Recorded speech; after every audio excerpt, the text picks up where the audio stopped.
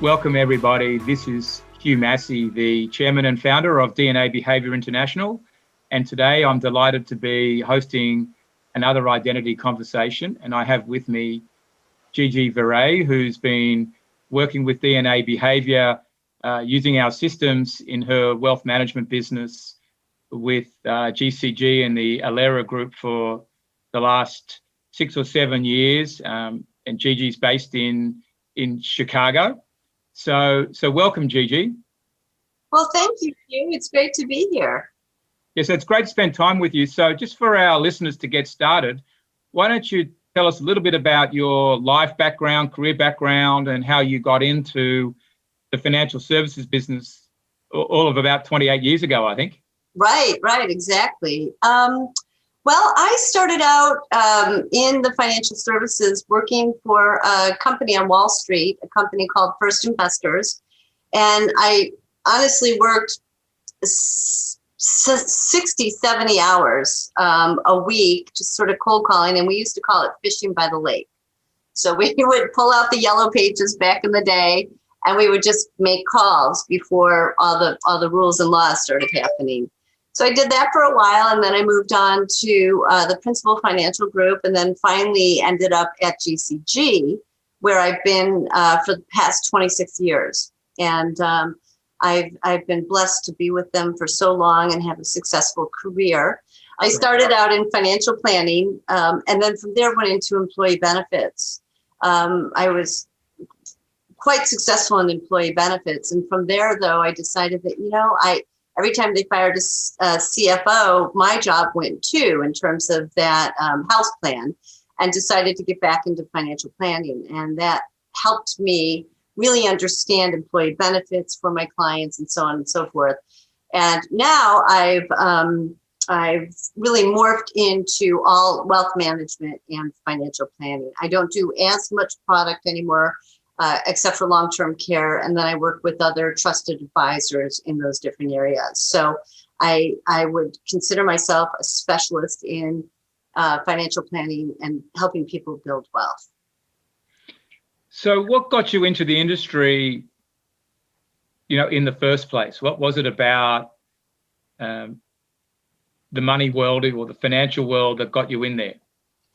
It's really about helping people than it was about finance. My mother died tragically very quickly when I was 20 years old. She was only 45, and I was left with nothing. She didn't have a will. Her life insurance had terminated 60 days prior to her death, and I was left with nothing. And so at 20 years old, I was the executor of an estate, and I thought, I don't want anybody to ever go through that pain and that confusion. And I was an interior designer for years and years and years. Yeah. And somebody had talked to me, and I had negotiated a large contract for Herman Miller. And somebody had talked to me and said, hey, have you ever thought about wealth management, financial services? And I said, no. But then 6 months later, I was fully licensed to sell insurance and securities. So I have never looked back, but I will say that I believe it is really helping people, helping women in transition really now to have all of the boxes checked so that if anything happens, they are going to be prepared. But then when nothing happens, they're going to be able to retire wealthy and happy. And are your clients women who've already experienced a transition event? A husband's died or a parent's died or something, they've retired from a job and exactly they're at home, whatever. Is that how it works? Yeah, exactly right, Hugh. My clients come to me. They are women in transition.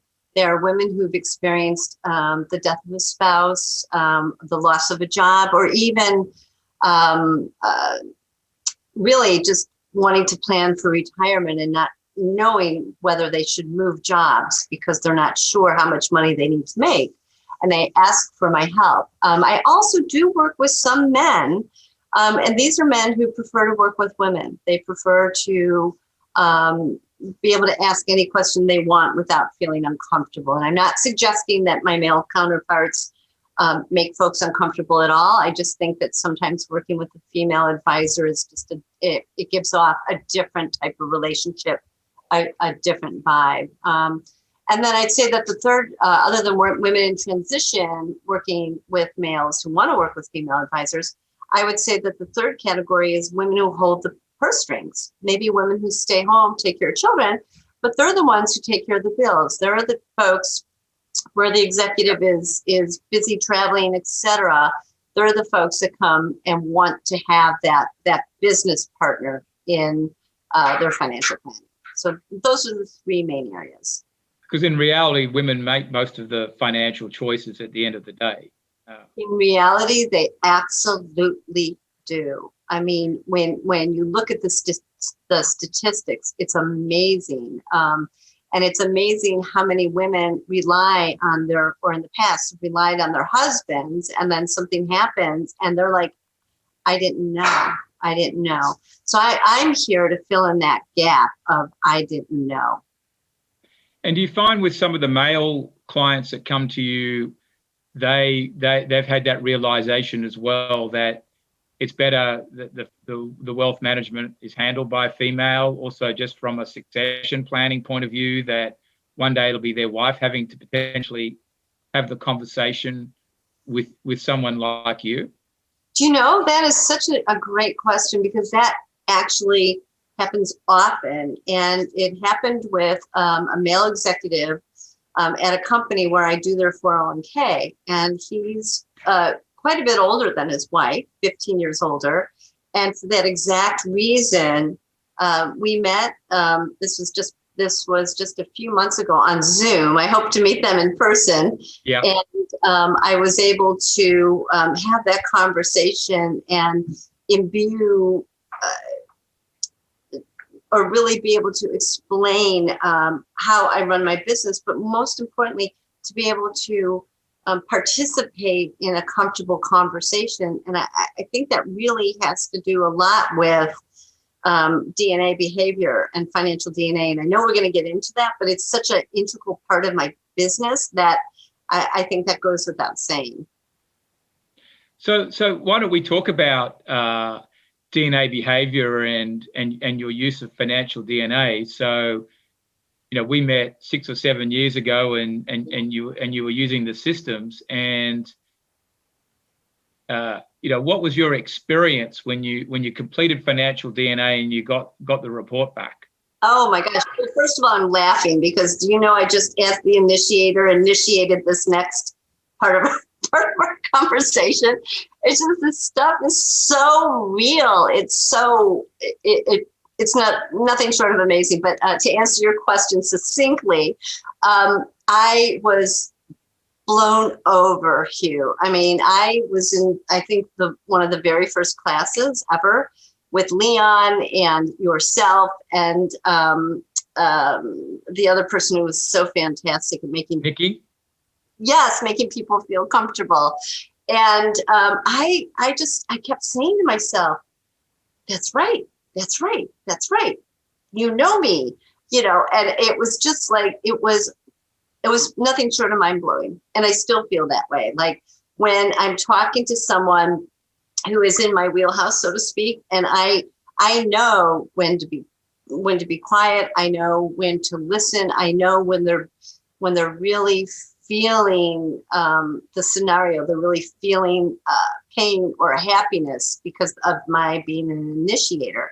And I think that really just bonds our relationship. But that's harkening back to 6 or 7 years ago. That's how I felt in the group. Like I felt like I really knew Leon from understanding and learning the different styles of financial DNA and communication DNA. Yeah, so you're an initiator, Gigi, but also one of your significant traits is being creative. And how does that come out in the work that you do? So you're creative and you're also spontaneous and quite what I call high level with information. I don't think you would bog too many clients down with all the details. So particularly the creativity, how does that play out in, how you advise clients, the types of clients that you choose to bring on? Yeah. So I would have to say that, there are two answers to that. In terms of creativity with my clients, in the very beginning, using the different communication styles, the different financial DNA styles, I'm able to understand back to, your initial statement, which is I'm very high level on the information. Yep. But I always ask permission. Is it okay if I, give you high level information? Would you prefer a little more information? But usually they have already done the financial DNA assessment. So I understand, where they are, what they want to receive. And then they start nodding their head like, oh, that's absolutely right. Yes, bullet points, please. But so in terms of creativity, it allows me to, because I have an understanding of how to communicate with them and what they want to see, we can have a little bit more fun in the conversation. So I'm able to, right from the get-go, because we build this trust, I'm able to start asking those soft questions, right? So as financial planners, people think, oh, it's all money and oh, how boring, but it's not. It's, where do you want your toes to be when you retire? Do you want them to be in the sand? Do you want to be climbing up a mountain? Do you want to be breathing salty air? So I can have those conversations almost immediately. And because of that trust level, I can get creative in the way I talk to them about their children. And I can really just have an understanding almost immediately of them, and to be able to ask them these questions, these creative questions. So do you find that the strength here is really helping them explore their own lives and where they want to be? Exactly. And I would say that the second thing is because of the comfort level that we have with each other, I can talk to them about my own avocations, right? Things that are the things that I like to do, like gardening and cooking. And they follow me on Instagram and I follow them. I'm having a garden party this summer with centers of influence, as well as some of my favorite peeps clients. And they're absolutely thrilled to be coming to my home and sitting in the garden, sipping some wine and champagne. And I think that creativity comes from being able to share and express yourself as a human being, and not having to be this, buttoned up financial expert. I mean, I'm not buttoned up. I think you can tell that, but I am an expert. I do know what I'm talking about, but that just creativity and spontaneity comes out because I know them and they know me. It's sort of long-winded. Yeah, and do you find that your clients actually have an interest in gardening and sort of the outdoors type living experiences? 100%. And that comes from those soft questions.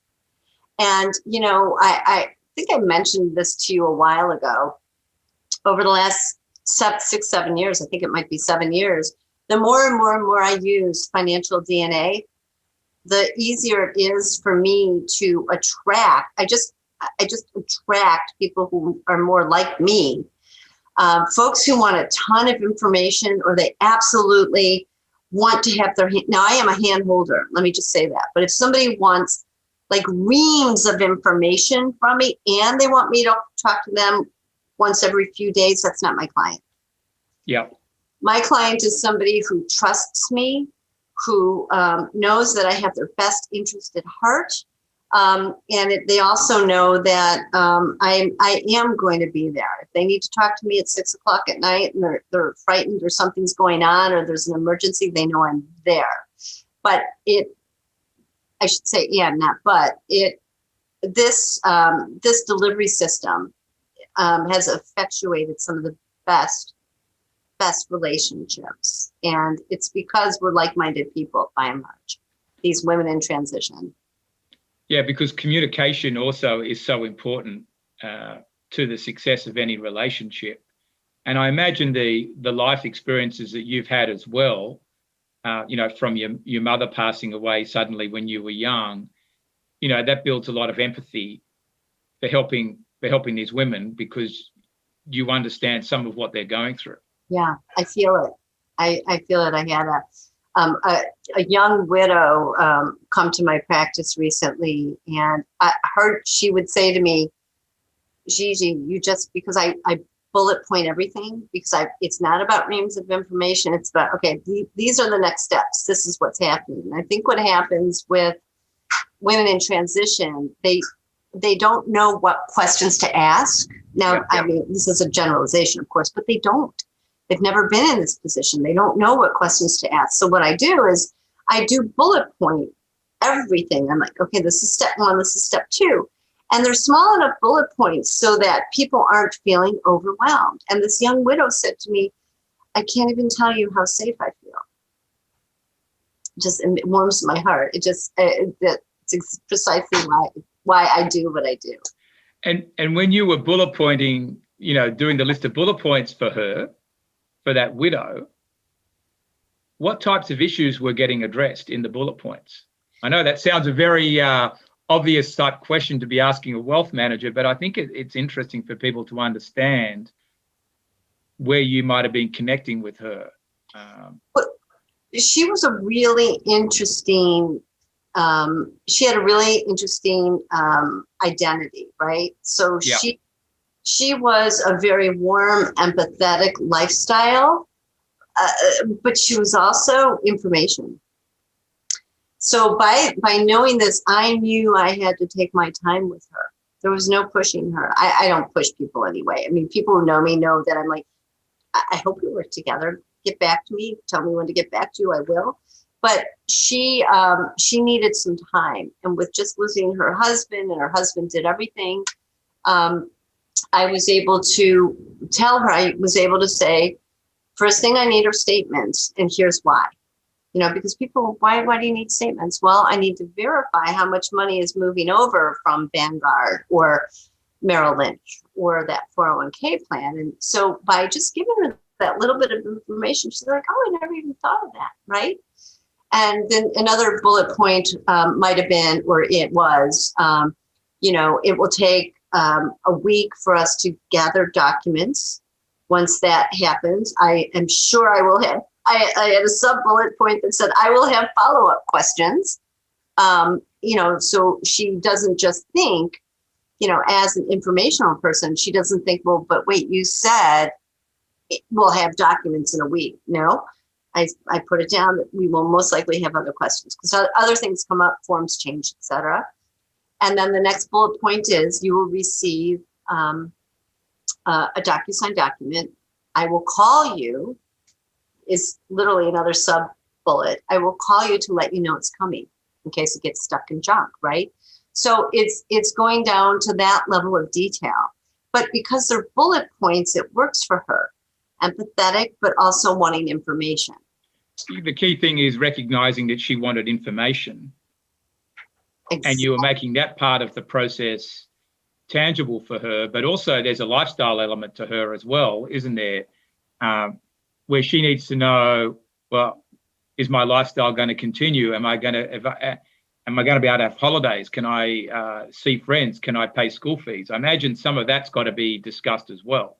Oh, that was exactly, you hit the nail on. That's how powerful this is. I mean, I can tell you these two traits and you know what I'm talking about, right? So she said things like, wow, I feel so safe. I feel so good. Okay, so you mean I don't have to sell our property? And I said, no. Yeah. No, you can live there as long as you want. It won't affect your life. You're going to be fine.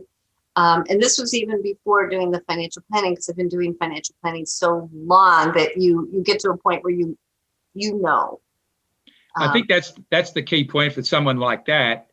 And that's sort of, in a way, your more generalist approach, coming out and giving her the high spot answer. Right.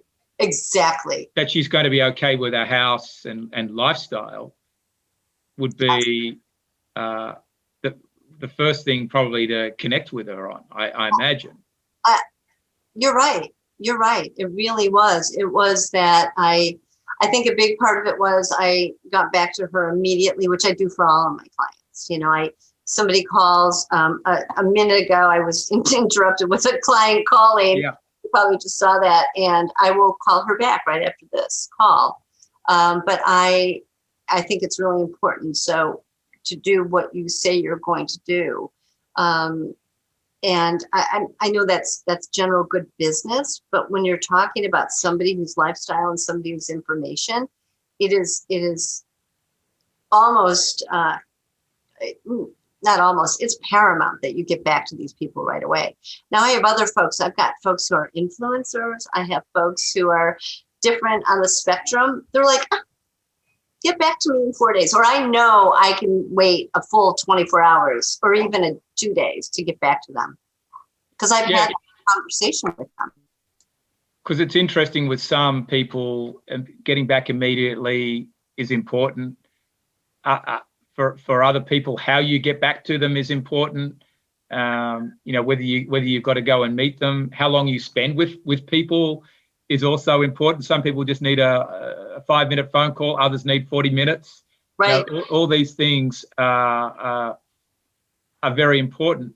But Gigi, also in dealing with these women in transition, do you find that there's a consistent issue that's there that comes up for you that you've got to address sort of almost in every case? Is there something about the emotions, the situations that they face that you're able to connect and identify with? And even if you were talking to a man, he would understand, okay, she's going to understand this from my wife one day, you know, assuming the wife outlives the man, which happens more of the time than not. I think the number one thing that comes up regularly is I listen, but it's more the woman saying to me, these women in transition saying to me, I feel safe asking you questions. Yeah. I feel like I'm being heard. I had a gentleman who came in with his wife. Oh, the gentleman I mentioned, the executive, who said he looked at his wife and he said, Catherine, he said, have you noticed how Gigi never uses acronyms?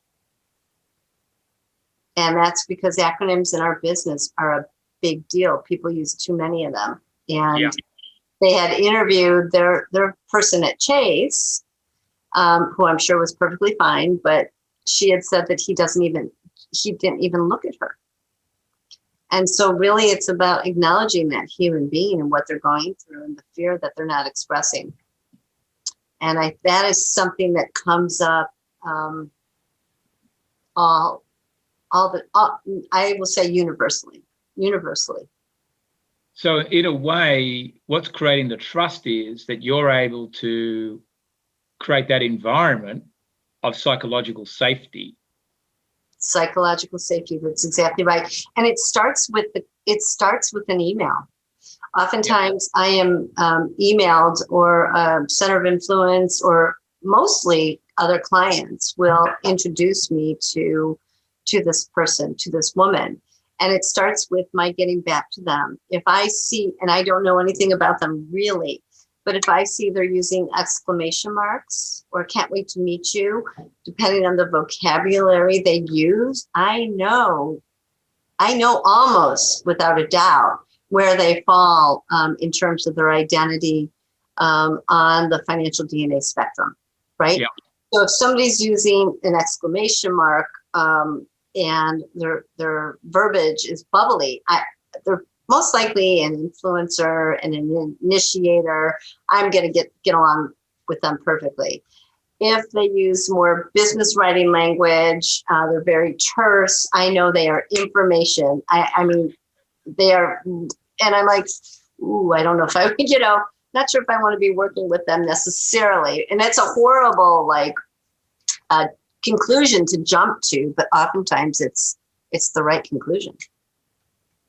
Yeah, no, I think that at the end of the day, it's healthy for everybody if you can agree on are you an ideal match up front, because it's got to be horrible for the client to work with an advisor that they can't ring up and ask the questions that they want to and get to that place of psychological safety, because it doesn't really matter what style we are. A lot of people, that's the thing people are looking for, particularly I think someone who's in that transition situation, and they're gone through emotionally a big event. Their life's been uprooted. They're probably out of control in many areas. Certainly not in control. But Right. it's quite scary. But just taking this to you've used the word Gigi identity a few times. Yeah. But what about your identity? Because I think you're more than a wealth manager. I think you're doing something special here for widows, women in transition, creating psychological safety. You're a gardener. You've got a beautiful garden at your home. You like, you sort of that outdoor living. There's a number of things going on here. So just sort of pull that together. Help me pull that together, as far as your identity is concerned. So I'm lifestyle. I'm an initiator with lifestyle, and I'm high on goal setting. Yep. So what that means is I tend to get back to people pretty quickly, because my goal is to be done for the day so I can go out Yep. and be in my garden or cook. I'm on Instagram. My love is teaching people how to cook and garden. And so that's, I think, where the creativity comes through. Yep. As an initiator. And I come up with the most cockamamie ideas, and they just happen. Now, sometimes I'll come up with 7 or 8 ideas because I'm an initiator, and then 5 of them fall flat. But I think that's where that comes out, that spontaneity. I'll just call a client. I'll get a feeling about a client. I'll just call them, and they'll be like, I was just thinking about you. And that's also the other part of the spontaneity. Or I'll get 3 or 4 clients together, pre-COVID, get them together, and we would just meet for coffee. And I'd be like, oh, Erica, you need to meet Sue, and Sue, and so I would put that together. And that's definitely my identity. But it's definitely my family, my husband. I have 3 boys who I just absolutely adore. My middle son is a chef. He's got 600,000 TikTok followers. He's he's an influencer initiator. He's right there because all my kids have taken the assessment, all of them. My husband is information. So that's been a lot of fun, but he's also very creative. But so that's really what it is, because I can't do just one thing. And in finance, it can be pretty boring. So I modulate and I fill in the blanks with my creativity, my spontaneity with my clients. And I think I attract the same people. So in a way, you're facilitating, fun experiences for people, for your family around the garden, food, outdoor living. You're not scared to call a client from behind a rose bush. No, not at all. And why not? If that's what works, and you've got the feeling that you can intuitively help them because you're in your safe space. Yeah. That's really what it's about. I love the way you just said that, Hugh. It really is about my safe space as well. Like I'm wanting to give of myself to that client. Yeah. And there is, to my, I've been in this business almost 3 decades, right? 28 years. I have not, before behavioral and financial DNA, I had not had a process. I had not had a process to understand. I mean, you can, you can intuit things about people, but this is so powerful, and it's allowed me to be me. But also, I think in a way, it makes all that intuition that you have and the fun that's sitting inside you and the creativity it makes it tangible enough for a client to connect to. I think that's the benefit. You know, it's not just that there's a financial DNA report that, you know, that helps, but it helps make it tangible. But, you know, I think it's the two coming together that is really the 1 + 1 = 3. I couldn't agree more. You said that beautifully.